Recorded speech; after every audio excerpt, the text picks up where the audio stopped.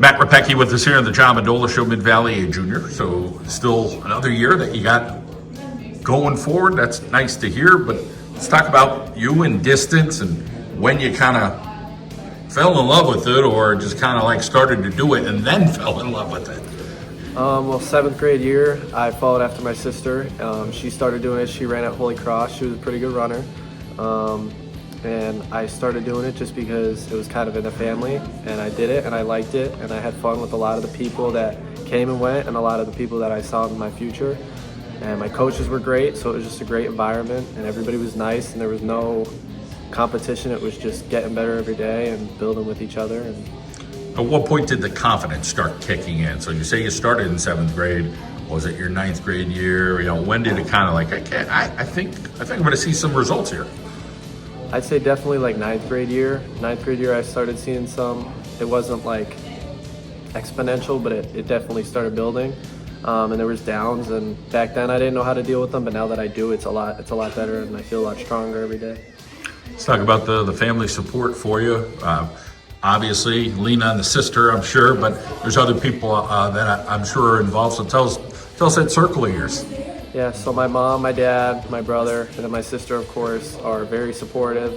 My grandma and grandpa, my grandma, they're all very supportive.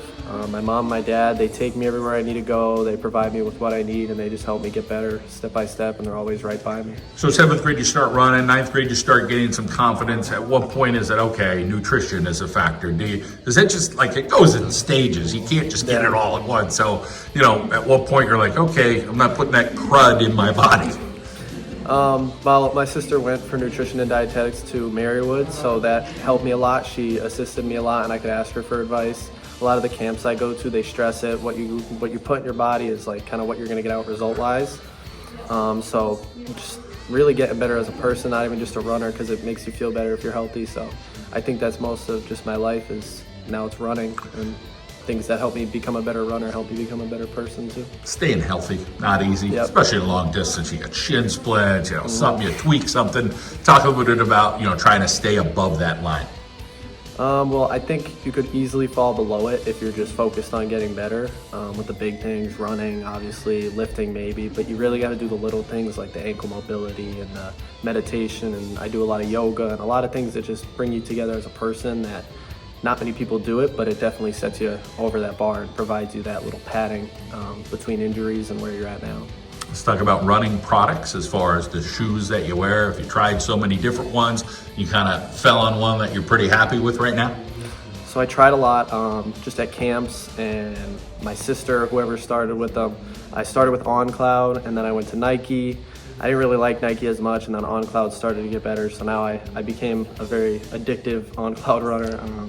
A lot of their shoes I like, a little bit of Brooks in there, and that's pretty much it with that. Let's talk about goals that you've reached as far as what you've accomplished and what you think that ceiling is for you, whether it's the mile, the 2 mile.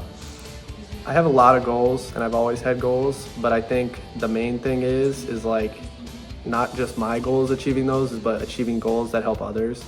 And I think like when you help someone else achieve their goals, that's almost more valuable to you than achieving your own. But with my personal goals, I've just tried to set them so that they're achievable, but they're also hard to get so that I'm not just settling. And this is a goal, going to States. So it's obviously a big one because it's a first time thing, and I just hope it goes well. I'm sure you're making an impact, but you got this freshman kid, this Borelli kid who's pretty darn good, and I'm sure that we're going to see more from him in the years to come. But talk a little bit about him and some of the other distance runners on your squad. That hey, we're all in this together, guys. Yeah, me, Jacob Borelli, Josh Burns, Billy Powell, Nate Mosier, just to name a few. We're a big squad, not like roster-wise, but we have a lot to us. Cross country, we won our first district championship together, and it was really special. And going into this track season, we had a very strong bond, and it's just stuck even more every day. And Jacob Borelli is a great teammate, and I like mentoring him and being with him day by day. Josh Burns, great runner, great person. They're all just great people, and it's a lot of fun to be around them every day.